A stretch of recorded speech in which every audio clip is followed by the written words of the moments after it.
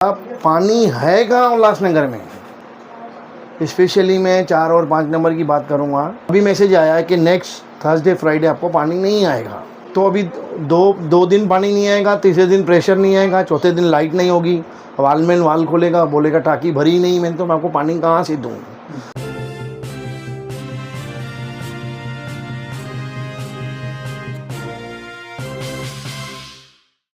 Online पर electronics products की best deal ढूंढ रहे हो तो उल्लासनगर शिवाजी चौक पर मिलेगी सबसे सस्ती डील, सिर्फ महालक्ष्मी सेल्स पर।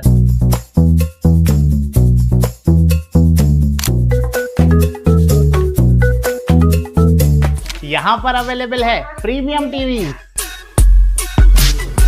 वॉशिंग मशीन,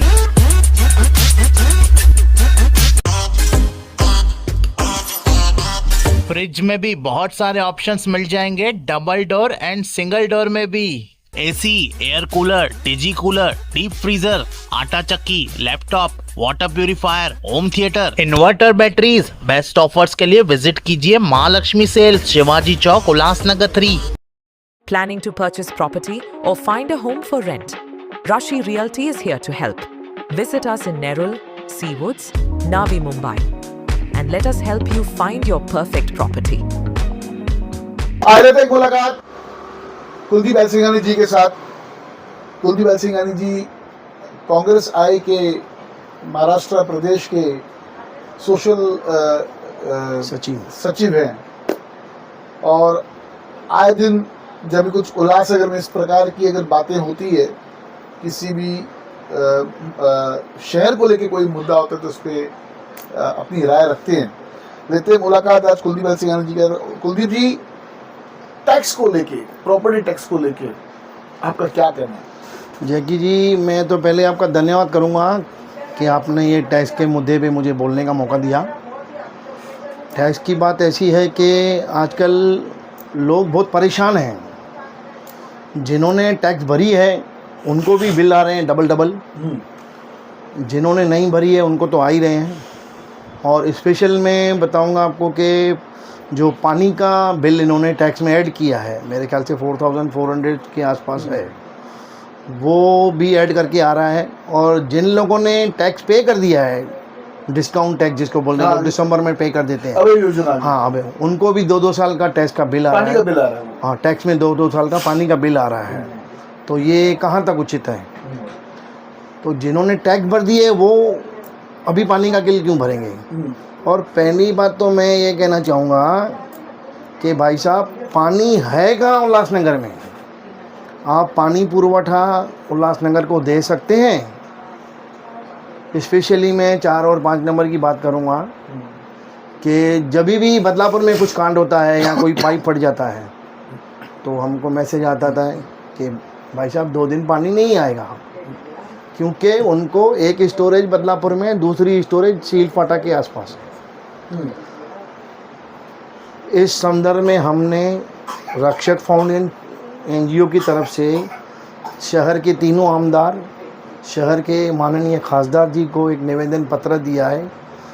उनको फॉलो भी कर रहे हैं हम। 1 साल हो गया हम इस बात को फॉलो कर रहे हैं कि महानगर पालिका उल्लासनगर और उसका परिसर कल्याण, अंबरनाथ, उनके लिए एक सेपरेट स्टोरेज होना चाहिए। जैसे नेवाली नाका सेंटर पड़ता है तो वहाँ पे उनका एक अरेंजमेंट होना चाहिए, ताकि अगर बदलापुर में या उनके बदलापुर से या नेवाली तक अगर कुछ पाइप में फट जाता है या कोई घटना होती है या इनको स्टोरेज कट करना है 2 डेज़ के लिए। अभी देखो, अभी मैसेज आया है कि नेक्स्ट थर्सडे फ्राइडे आपको पानी नहीं आएगा।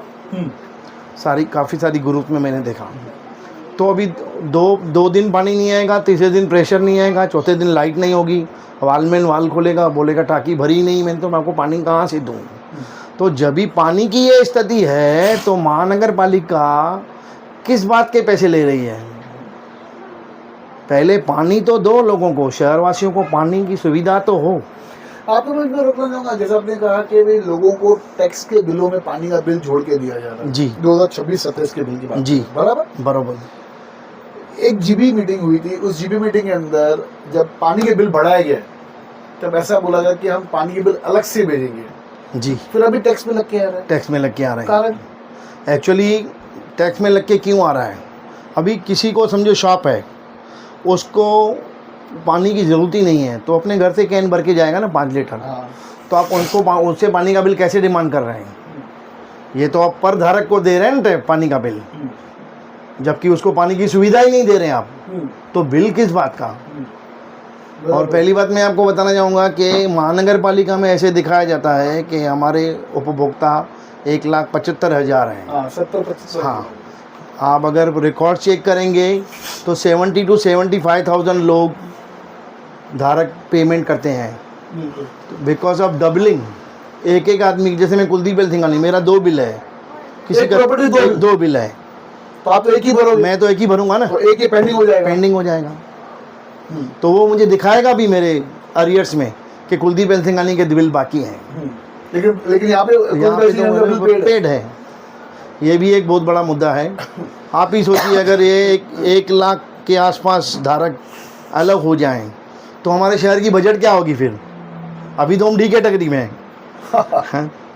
बाकी अगर आप हटा दो तो क्या बजट होगी हमारी? अगर आप 1,70,000 75,000 जो भी हमारे प्रॉपर्टीज है, जैसे आप डबलिंग हटा दो, हाँ, डबलिंग जो बिल्स आ रहे हैं, हाँ, वो हटाओगे तो नेचुरल बात है कि बजट पे फर्क पड़ेगा। बिल्कुल पड़ेगा। ये तो क्या करते हैं आपको बताऊं कि एरियस दिखा के, हाँ, बजट बनाते हैं। हाँ, इन्फ्लेटेड बजट जिसको बोलते हैं, इन्फ्लेटेड बजट, उसी की बात कर रहा हूँ मैं। 1100 करोड़ जो ये टाइप की बजट, हाँ, उसमें ऐसे दिखाएगा कि हमारा इतना बकाया है, आना बाकी है, हाँ, हमको वसूल करना है जी। तो हम लोग ने एक बजट बनाया, जो भी अमाउंट का अभी आइटम बना 1100 के आसपास में बजट बना।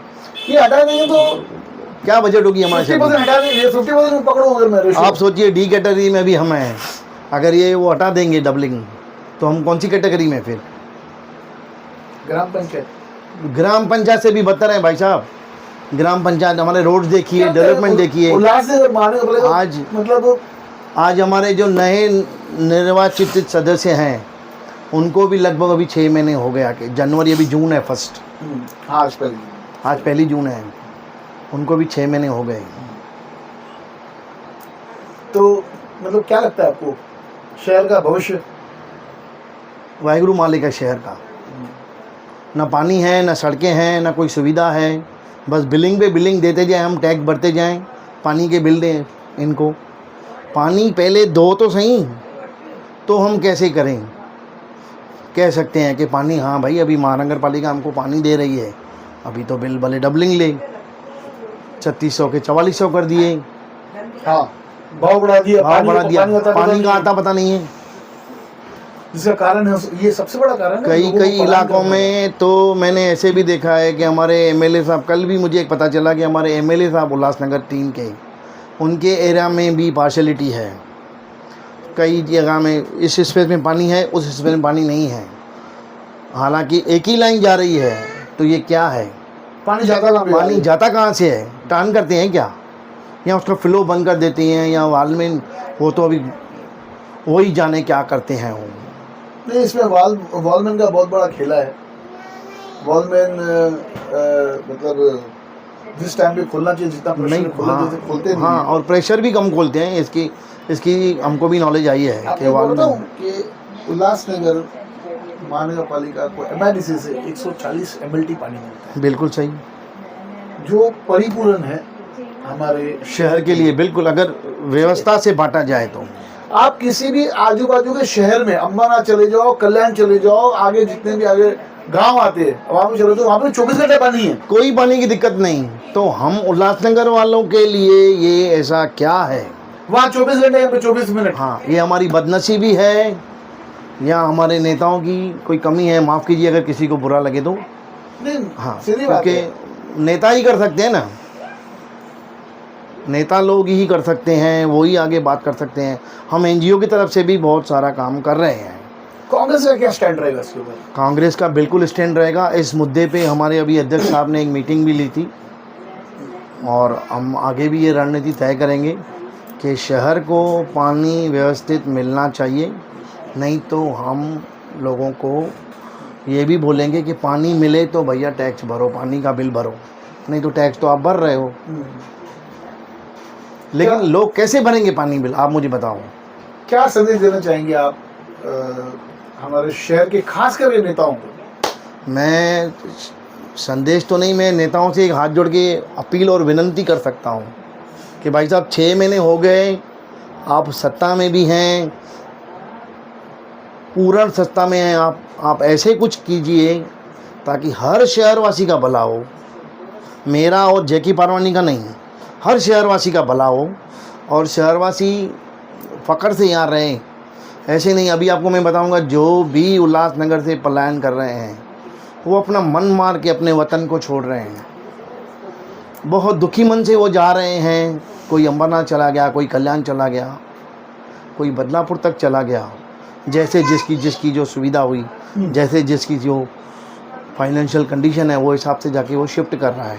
आधा 5 नंबर खाली हो गया भाई साहब, आधा 5 नंबर। डंपिंग ग्राउंड भी एक विषय है। डंपिंग ग्राउंड का तो ऐसा हाल है कि संत लोग नहीं आ रहे, उनको मना किया रहा नहीं, शर्मनाक बात है कि आप डंपिंग ग्राउंड का आज तक सॉल्यूशन नहीं कर पाए। डंपिंग ग्राउंड, जब भी हम कांग्रेसी बैठे थे नेताजी चौक पे अनशन पे, तो हमें ये आश्वासन दिया गया था कि भाई जनवरी 2026 से पहले डंपिंग ग्राउंड हट जाएगा। हमें जाके वहाँ पे निरीक्षण कराया गया कि आइए देखिए, हमने ये ज़मीन ली है, ये ली है, इतना काम हो गया है। उसके फ़ोटोज़ पिक्स हमको आज भी मेरे पास भी है, मेरे अध्यक्ष साहब के पास भी है, उनको राइटिंग में दिया गया। क्या हुआ भाई साहब, 6 महीने तो और हो गए और मुझे नहीं लगता 2026 में भी डंपिंग ग्राउंड हटेगा।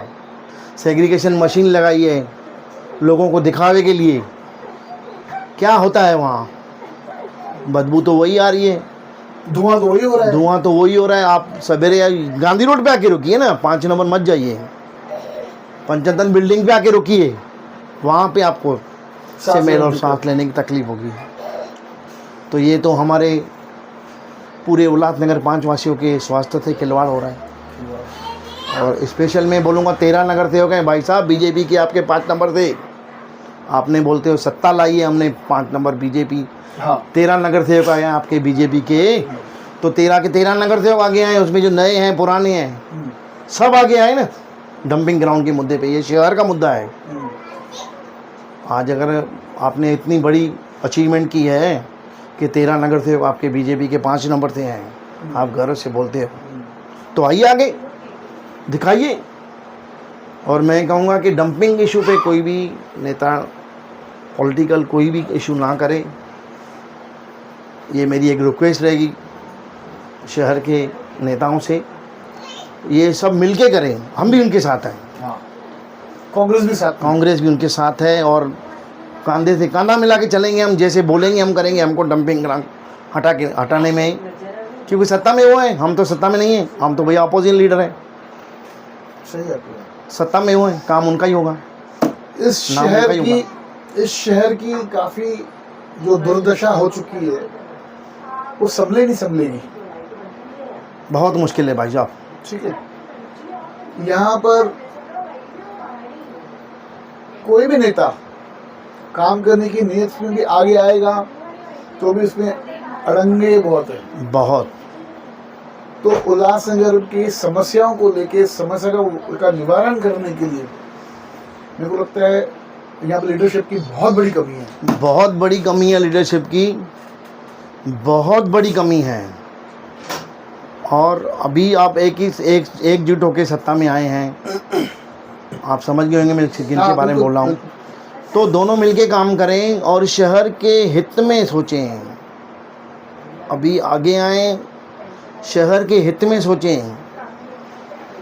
थोड़े दिनों के लिए अपने पर्सनल पार्टी के इश्यूज छोड़ के शहर के हित में सोचें, तो हो सकता है 6-8 महीनों में शायद कोई उम्मीद की किरण निकल आए। लेंगे मुलाकात भारतीय जनता पार्टी और शिवसेना के नेताओं के भी साथ कि इस पानी का समस्या का आप निवारण कैसे करोगे।